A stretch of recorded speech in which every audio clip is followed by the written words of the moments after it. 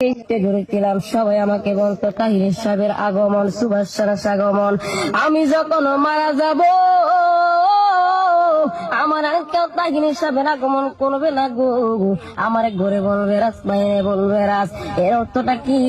তুমি দুনিয়াতে নাই, ওই দুনিয়ার বাইরে তুমি প্রশ্ন করতে পারবা না। এটা হলো তোমার উত্তর। এবার আমি যখন এমন স্টেজে উঠতাম, অনেককে চিল্লায় বলতো তাহির সাহেবের আগমন, সুভাষ স্বাগতম। আমি তাহির সাহেব যখন মারা যাব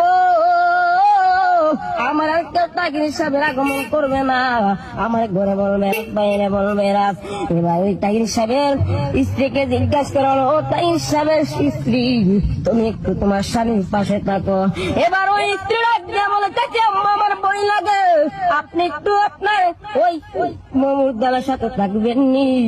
এবার বৃদ্ধ মহিলাটা ডাক দিয়ে বলে, আমি তো সন্তানের বউ না, আমি তো সন্তানের জন্ম দুঃখিনী মা।